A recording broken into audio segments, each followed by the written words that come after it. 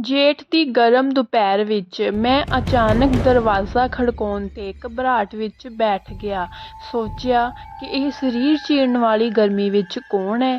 ਲੂੰ ਭਰੀ ਦੁਪਹਿਰ ਵਿੱਚ ਕੌਣ ਹੈ ਜਿਸਨੇ ਮੇਰੇ ਦਰਵਾਜ਼ੇ 'ਤੇ ਦਸਤਕ ਦਿੱਤੀ ਹੈ? ਥੋੜ੍ਹਾ ਘਬਰਾ ਕੇ ਮੈਂ ਦਰਵਾਜ਼ੇ ਵੱਲ ਗਿਆ ਅਤੇ ਪੁੱਛਿਆ, ਕੌਣ ਹੈ, ਕੌਣ ਹੈ? ਪਰ ਉਸ ਪਾਸੇ ਤੋਂ ਕੋਈ ਜਵਾਬ ਨਾ ਮਿਲਦੇ ਹੋਏ ਮੈਂ ਸਮਝ ਗਿਆ ਕਿ ਗੁਆਂਢੀ ਵਿੱਚ ਸ਼ਰਾਰਤੀ ਬੱਚੇ ਹੋਣਗੇ, ਦਰਵਾਜ਼ੇ 'ਤੇ ਦਸਤਕ ਦੇ ਰਹੇ ਹੋਣਗੇ।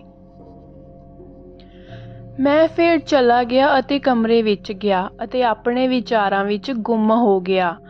ਫਿਰ ਅਚਾਨਕ ਦੁਬਾਰਾ ਦਰਵਾਜ਼ੇ 'ਤੇ ਦਸਤਕ ਹੋਈ। ਇਸ ਵਾਰ ਮੈਂ ਇਹ ਸੋਚ ਕੇ ਤੇਜ਼ੀ ਨਾਲ ਦਰਵਾਜ਼ੇ ਵੱਲ ਵਧਿਆ ਕਿ ਇਸ ਵਾਰ ਮੈਂ ਸਿਰਫ ਇਹਨਾਂ ਸ਼ਰਾਰਤੀ ਬੱਚਿਆਂ ਨੂੰ ਹੀ ਫੜਾਂਗਾ ਅਤੇ ਤੁਰੰਤ ਮੈਂ ਦਰਵਾਜ਼ਾ ਖੋਲ੍ਹਿਆ। ਜਿਵੇਂ ਹੀ ਦਰਵਾਜ਼ਾ ਖੁੱਲ੍ਹਿਆ ਮੇਰਾ ਹੋਸ਼ ਉੱਡ ਗਿਆ। ਅਜਿਹਾ ਮਹਿਸੂਸ ਹੋਇਆ ਜਿਵੇਂ ਕਿਸੇ ਨੇ ਮੈਨੂੰ ਕੁਝ ਪਲਾਂ ਲਈ ਮਾਰ ਦਿੱਤਾ ਹੋਵੇ, ਕਿਉਂਕਿ ਜੋ ਮੈਂ ਵੇਖਿਆ ਉਸ ਤੋਂ ਬਾਅਦ ਮੈਂ ਬੇਹੋਸ਼ ਹੋ ਗਿਆ। ਅਤੇ ਜਦੋਂ ਮੈਂ ਹੋਸ਼ ਵਿੱਚ ਆਇਆ, ਮੈਂ ਸ਼ਰਮਾ ਜੀ ਨੂੰ ਮੇਰੇ ਕੋਲ ਖੜ੍ਹੇ ਵੇਖਿਆ। ਉਹਨਾਂ ਨੇ ਮੈਨੂੰ ਪਾਣੀ ਦਿੱਤਾ ਅਤੇ ਪੁੱਛਿਆ ਕਿ ਕੀ ਹੋਇਆ। ਆਲੋਕ ਭਰਾ, ਤੁਸੀਂ ਦਰਵਾਜ਼ੇ 'ਤੇ ਬੇਹੋਸ਼ ਪਏ ਹੋਏ ਸੀ। ਇਹ ਚੰਗਾ ਹੈ ਕਿ ਮੇਰੀ ਨਜ਼ਰ ਤੁਹਾਡੇ 'ਤੇ ਪਈ, ਨਹੀਂ ਤਾਂ ਅੱਜ ਦੁਪਹਿਰ ਨੂੰ ਇੱਥੇ ਕੋਈ ਘਰ ਨਹੀਂ ਹੈ, ਬਾਹਰ ਵੀ ਪੈਰ ਨਹੀਂ ਧਰਦਾ। ਕੀ ਤੁਸੀਂ ਆਲੋਕ ਭਰਾ ਨੂੰ ਨਹੀਂ ਜਾਣਦੇ?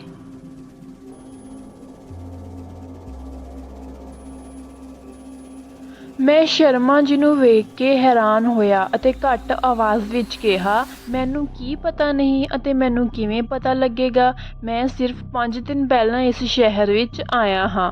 ਹੁਣੀ ਬਦਲੀ ਹੋਈ ਆ ਮੇਰੀ। 1 ਸਾਲ ਬਾਅਦ ਮੈਂ ਕਿਤੇ ਹੋਰ ਜਾਵਾਂਗਾ, ਇਸ ਲਈ ਮੈਂ ਇਕੱਲਾ ਰਹਿ ਰਿਹਾ ਹਾਂ।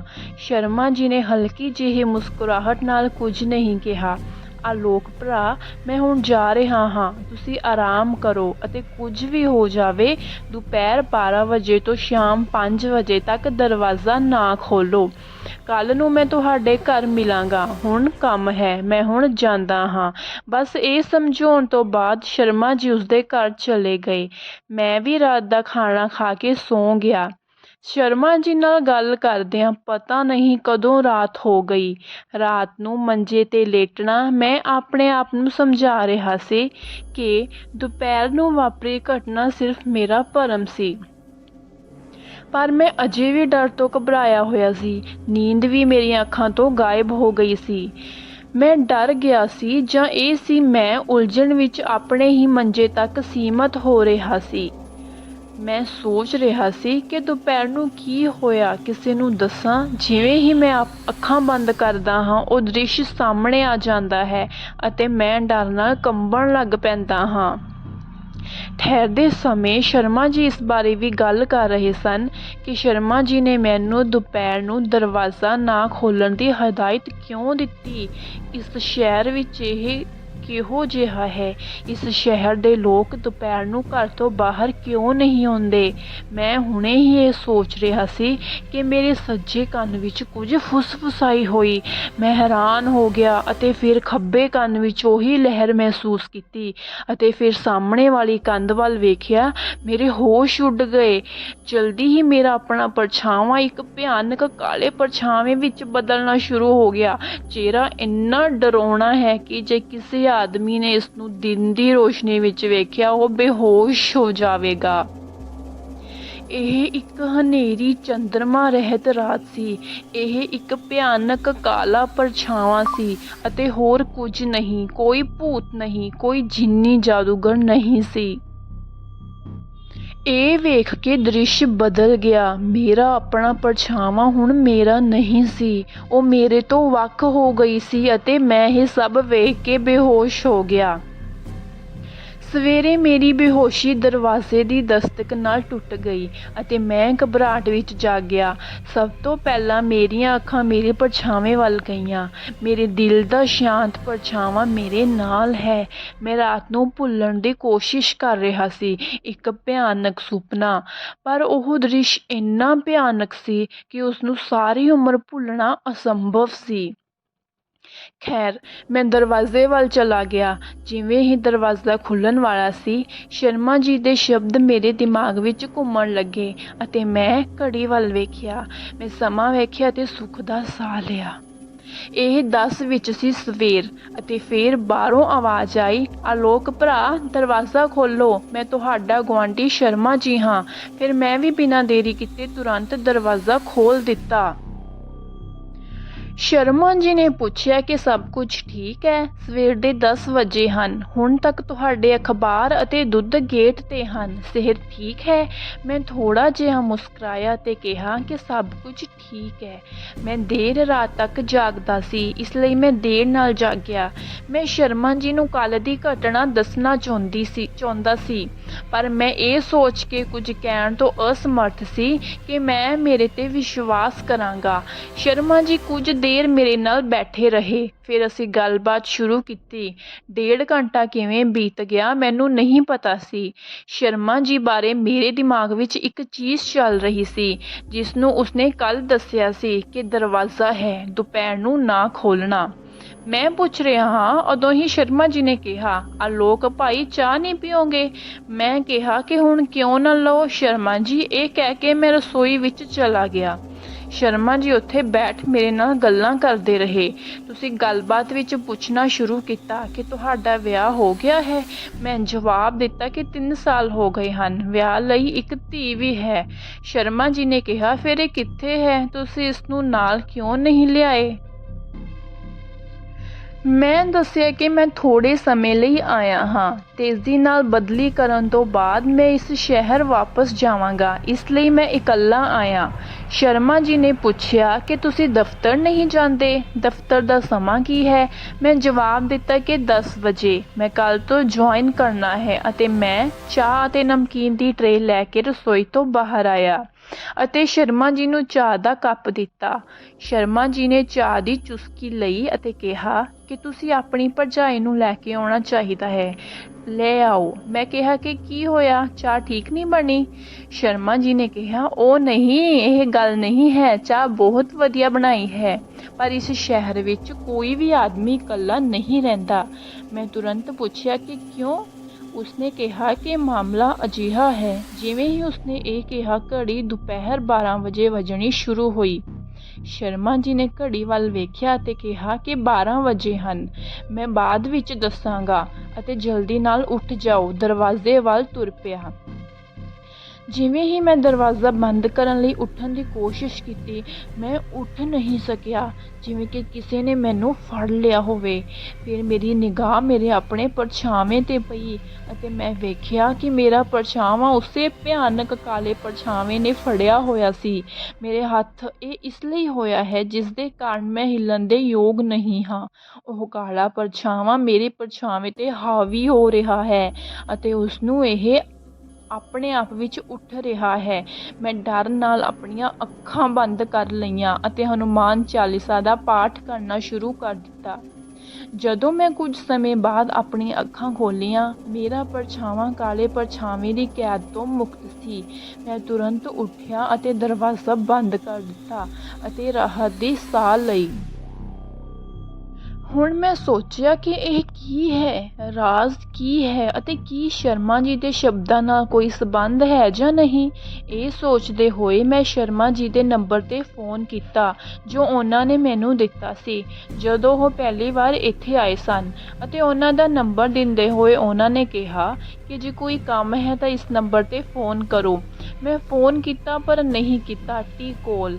ਮੈਂ ਕਈ ਵਾਰ ਕੋਸ਼ਿਸ਼ ਕੀਤੀ ਪਰ ਹਰ ਵਾਰ ਇਹੀ ਜਵਾਬ ਮਿਲਿਆ ਕਿ ਜਿਸ ਨੰਬਰ 'ਤੇ ਤੁਸੀਂ ਸੰਪਰਕ ਕਰਨਾ ਚਾਹੁੰਦੇ ਹੋ ਉਹ ਨੈੱਟਵਰਕ ਕਵਰੇਜ ਖੇਤਰ ਤੋਂ ਬਾਹਰ ਹੈ। ਅੰਤ ਵਿੱਚ ਮੈਂ ਸੋਚਿਆ ਕਿ ਬਾਅਦ ਵਿੱਚ ਗੱਲ ਕਰੀਏ ਅਤੇ ਆਪਣੇ ਕਮਰੇ ਵਿੱਚ ਜਾ ਕੇ ਸੌਂ ਗਏ। ਸ਼ਾਮ ਨੂੰ ਦੁਬਾਰਾ ਦਰਵਾਜ਼ੇ 'ਤੇ ਦਸਤਕ ਹੁੰਦੀ ਹੈ ਕਿਉਂਕਿ ਸ਼ਾਮ ਦੇ 6 ਵੱਜ ਚੁੱਕੇ ਸਨ।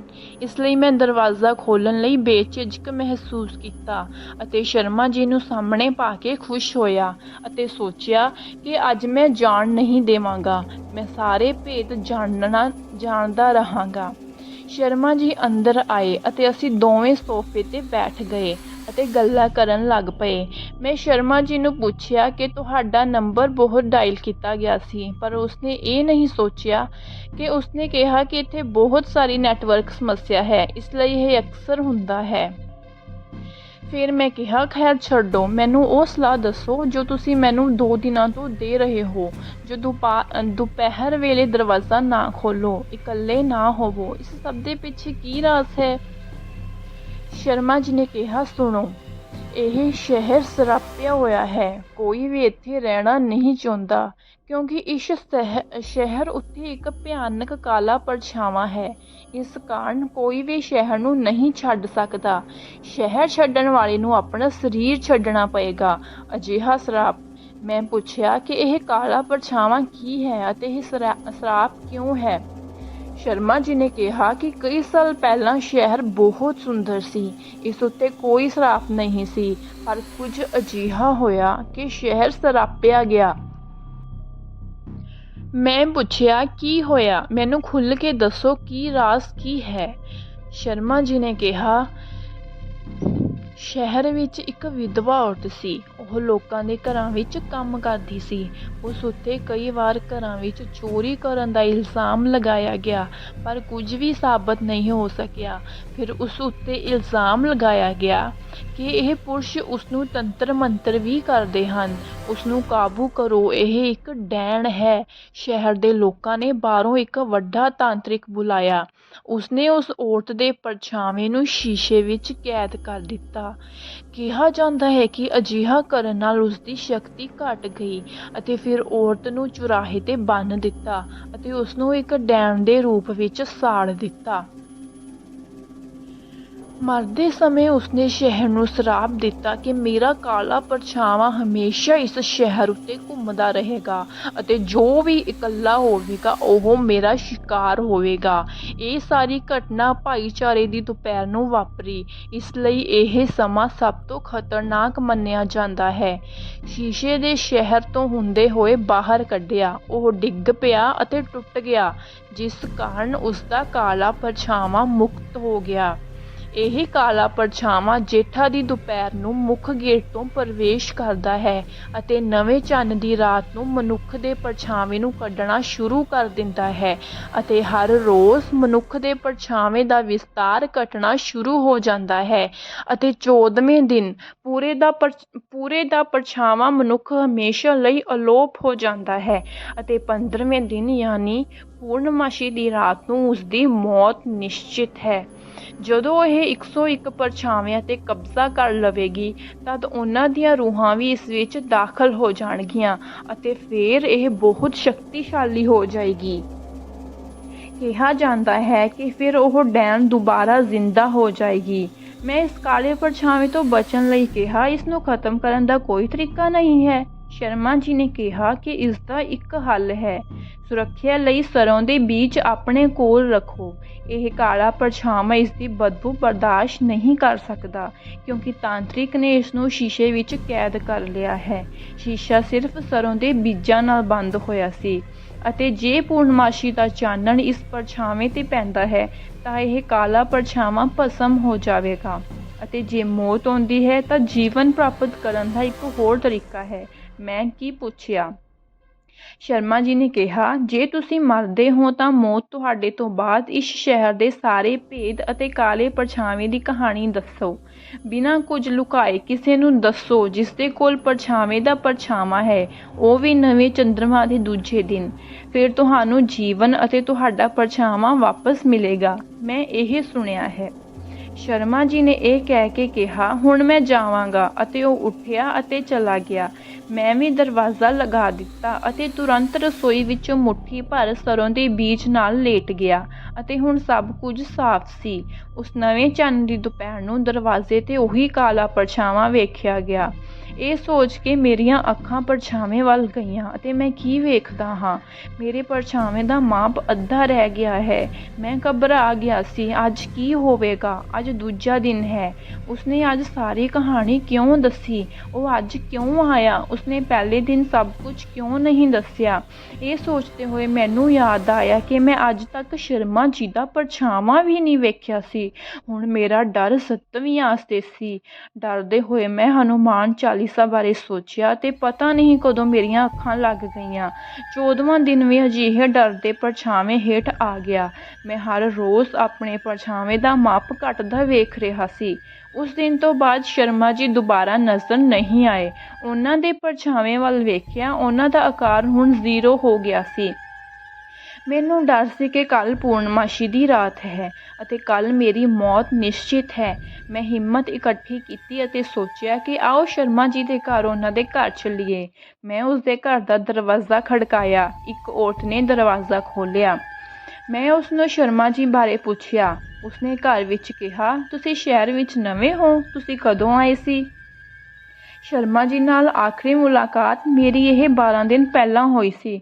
ਉਸਨੇ ਰੋਂਦਿਆਂ ਕਿਹਾ, ਤੁਸੀਂ ਮਜ਼ਾਕ ਕਿਉਂ ਕਰ ਰਹੇ ਹੋ? ਉਸਨੇ 1 ਸਾਲ ਪਹਿਲਾਂ ਆਪਣਾ ਕਾਲਾ ਪਰਛਾਵਾਂ ਆਪਣੇ ਨਾਲ ਲਿਆ ਸੀ। ਕਾਸ਼ ਕਿ ਜੇ ਮੈਂ ਸ਼ਰਮਾ ਜੀ ਨੂੰ ਇਕੱਲਾ ਨਾ ਛੱਡਦੀ ਅਤੇ ਮੇਰੇ ਨਾਲ ਨਾ ਜਾਂਦਾ ਤਾਂ ਉਹ ਸਾਡੇ ਨਾਲ ਅੱਜ ਹੁੰਦੇ। ਮੈਂ ਕਿਹਾ, ਨਹੀਂ, ਇਹ ਸੱਚ ਕਹਿ ਰਿਹਾ ਹਾਂ। ਆਪਣੇ ਸ਼ਰਮਾ ਜੀ ਦੀ ਤਸਵੀਰ ਦਿਖਾਓ ਜੋ ਸ਼ਰਮਾ ਜੀ ਦੀ ਹੈ। ਫਿਰ ਮੈਂ ਅੰਦਰ ਗਿਆ। ਇਸ ਦੇ ਸਾਹਮਣੇ ਸ਼ਰਮਾ ਜੀ ਦੀ ਤਸਵੀਰ ਸੀ। ਇਸ ਉੱਤੇ ਉਹਨਾਂ ਦੀ ਮੌਤ ਦੀ ਤਾਰੀਖ ਲਿਖੀ ਹੋਈ ਸੀ ਅਤੇ ਇਸ ਉੱਤੇ ਫੁੱਲਾਂ ਦਾ ਹਾਰ ਪਾਇਆ ਹੋਇਆ ਸੀ। ਉਸਨੇ ਕਿਹਾ ਕਿ ਕੱਲ੍ਹ ਉਹਨਾਂ ਦੀ ਵਰ੍ਹੇਗੰਢ ਹੈ ਅਤੇ ਉਹਨਾਂ ਦੀ ਤਸਵੀਰ ਵੱਲ ਇਸ਼ਾਰਾ ਕਰਦੇ ਹੋਏ ਉਸਨੇ ਕਿਹਾ ਕਿ ਉਹ ਕੱਲ੍ਹ ਵਾਪਸ ਆ ਸਕਦਾ ਹੈ। ਮੈਂ ਤਸਵੀਰ ਦਾ ਪਰਛਾਵਾਂ ਵੇਖਿਆ। ਉਹ ਪਰਛਾਵਾਂ ਸੰਪੂਰਨ ਸੀ। ਸਾਰਾ ਸ਼ਰਮਾ ਜੀ ਵਰਗਾ ਲੱਗ ਰਿਹਾ ਸੀ ਅਤੇ ਮੇਰੇ ਵੱਲ ਮੁਸਕਰਾਉਂਦੇ ਹੋਏ ਹੱਸਦੇ ਚਿਹਰੇ ਨਾਲ ਵੇਖ ਰਿਹਾ ਸੀ। ਔਰਤ ਨੇ ਕਿਹਾ, ਆਲੋਕ ਭਾਈ, ਤਿਆਰੀ ਕਰੋ। ਕੱਲ੍ਹ ਕਾਲਾ ਪਰਛਾਵਾਂ ਤੁਹਾਨੂੰ ਮੇਰੇ ਸ਼ਰਮਾ ਜੀ ਕੋਲ ਵਾਪਸ ਲੈ ਜਾਵੇਗਾ। ਇਹ ਚੰਗਾ ਸੀ ਕਿ ਉਸ ਦੁਪਹਿਰ ਨੂੰ ਮੈਂ ਤੁਹਾਡੇ ਦਰਵਾਜ਼ੇ 'ਤੇ ਦਸਤਕ ਦੇਣ ਤੋਂ ਬਾਅਦ ਚਲੀ ਗਈ ਅਤੇ ਜਿਵੇਂ ਹੀ ਤੁਸੀਂ ਆਪਣਾ ਦਰਵਾਜ਼ਾ ਖੋਲ੍ਹਿਆ, ਉਹ ਕਾਲਾ ਪਰਛਾਵਾਂ ਤੁਹਾਡੇ ਘਰ ਵਿੱਚ ਦਾਖਲ ਹੋਇਆ। ਮੈਂ ਘਬਰਾਹਟ ਅਤੇ ਨਿਰਾਸ਼ਾ ਵਿੱਚ ਘਰ ਪਰਤਿਆ ਅਤੇ ਆਪਣੇ ਮੌਤ ਦੀਆਂ ਘੜੀਆਂ ਗਿਣਨਾ ਸ਼ੁਰੂ ਕਰ ਦਿੱਤਾ। ਫਿਰ ਮੇਰੀ ਨਿਗਾਹ ਅਖਬਾਰ 'ਤੇ ਪਈ। ਕੱਲ੍ਹ ਹੋਣ ਵਾਲੇ ਚੰਦਰ ਗ੍ਰਹਿਣ ਦੀਆਂ ਖਬਰਾਂ ਪੜ੍ਹ ਕੇ ਮੈਂ ਸਾਰੀਆਂ ਯੋਜਨਾਵਾਂ ਬਣਾ ਲਈਆਂ ਅਤੇ ਅਗਲੇ ਦਿਨ ਦੀ ਉਡੀਕ ਕੀਤੀ। ਅੱਜ ਪੂਰਨਮਾਸ਼ੀ ਦੀ ਰਾਤ ਸੀ। ਕਾਲੇ ਪਰਛਾਵੇਂ ਨੇ ਆਪਣੀ ਖੇਡ ਦਿਖਾਉਣੀ ਸ਼ੁਰੂ ਕਰ ਦਿੱਤੀ ਸੀ। ਮੇਰਾ ਪਰਛਾਵਾਂ ਹੁਣ ਇਸ ਦੇ ਕਬਜ਼ੇ ਵਿੱਚ ਸੀ। ਹੁਣ ਇਹ ਮੇਰੀ ਆਤਮਾ ਚਾਹੁੰਦਾ ਸੀ। ਇਸਨੇ ਮੇਰੇ 'ਤੇ ਹਮਲਾ ਕਰਨਾ ਸ਼ੁਰੂ ਕਰ ਦਿੱਤਾ। ਇਹ ਬਹੁਤ ਜ਼ਬਰਦਸਤ ਸੀ। ਮੈਂ ਇਸ ਤੋਂ ਲੁਕਿਆ ਹੋਇਆ ਸੀ ਅਤੇ ਮੈਂ ਚੰਦਰਮਾ ਦੀ ਉਡੀਕ ਕਰ ਰਿਹਾ ਸੀ। ਗ੍ਰਹਿਣ ਬਚਾਉਂਦੇ ਹੋਏ ਮੈਂ ਰਸੋਈ ਵਿੱਚੋਂ ਸਰੋਂ ਦੇ ਬੀਜ ਆਪਣੇ ਨਾਲ ਰੱਖੇ ਸਨ ਤਾਂ ਜੋ ਉਹ ਮੇਰੇ ਨੇੜੇ ਨਾ ਆ ਸਕੇ, ਪਰ ਉਸਦੇ ਹਮਲੇ ਜਾਰੀ ਸਨ। ਮੇਰੀਆਂ ਨਜ਼ਰਾਂ ਘੜੀ 'ਤੇ ਸਨ। ਇਹ ਚੰਦਰ ਗ੍ਰਹਿਣ ਦਾ ਸਮਾਂ ਕਦੋਂ ਹੋਵੇਗਾ ਅਤੇ ਮੈਂ ਕਦੋਂ ਉਸਦਾ ਖਾਤਮਾ ਕਰਾਂਗਾ। ਮੈਂ ਇਸ ਨੂੰ ਛੱਤ 'ਤੇ ਲੈ ਜਾਵਾਂਗਾ ਕਿਉਂਕਿ ਉਹ ਕਦੇ ਵੀ ਪੂਰਨਮਾਸ਼ੀ ਦੀ ਰੋਸ਼ਨੀ ਵਿੱਚ ਮੇਰੇ ਪਿੱਛੇ ਨਹੀਂ ਆਵੇਗੀ। ਅਤੇ ਫਿਰ ਸਮਾਂ ਆ ਗਿਆ ਹੈ। ਮੈਂ ਛੇਤੀ ਨਾਲ ਛੱਤ ਵੱਲ ਭੱਜਿਆ ਅਤੇ ਇੱਕ ਝੱਖੜ ਵਿੱਚ ਸਰੋਂ ਦੇ ਦਾਣੇ ਡਿੱਗ ਪਏ। ਮੇਰਾ ਹੱਥ ਜਿਵੇਂ ਹੀ ਚੰਦਰ ਗ੍ਰਹਿਣ ਹੋਇਆ, ਮੈਂ ਛੱਤ 'ਤੇ ਪਹੁੰਚ ਗਿਆ। ਉਹ ਵੀ ਮੇਰੇ ਪਿੱਛੇ ਛੱਤ 'ਤੇ ਸੀ ਕਿਉਂਕਿ ਹੁਣ ਮੇਰੇ ਕੋਲ ਮੇਰੀ ਰੱਖਿਆ ਕਰਨ ਲਈ ਸਰੋਂ ਦੇ ਬੀਜ ਨਹੀਂ ਸਨ। ਫਿਰ ਇਹ ਮੇਰੇ ਉੱਤੇ ਹਾਵੀ ਹੋਣਾ ਅਤੇ ਮੇਰੀ ਆਤਮਾ ਨੂੰ ਮੇਰੇ ਤੋਂ ਵੱਖ ਕਰਨਾ ਸ਼ੁਰੂ ਕਰ ਦਿੱਤਾ। ਉਸੇ ਪਲ ਚੰਦਰ ਗ੍ਰਹਿਣ ਪੂਰਾ ਹੋ ਗਿਆ ਅਤੇ ਇਹ ਚੰਦਰਮਾ ਦੀ ਪਹਿਲੀ ਕਿਰਨ ਨਾਲ ਜਲਣ ਲੱਗ ਪਿਆ ਅਤੇ ਕੁਝ ਹੀ ਪਲਾਂ ਵਿੱਚ ਏਸੀ ਖਪਤ ਚਲਾ ਗਿਆ। ਇਸ ਤਰ੍ਹਾਂ ਮੇਰੀ ਜਾਨ ਵੀ ਬਚ ਗਈ ਅਤੇ ਸ਼ਹਿਰ ਵੀ ਸਰਾਪ ਮੁਕਤ ਹੋ ਗਿਆ।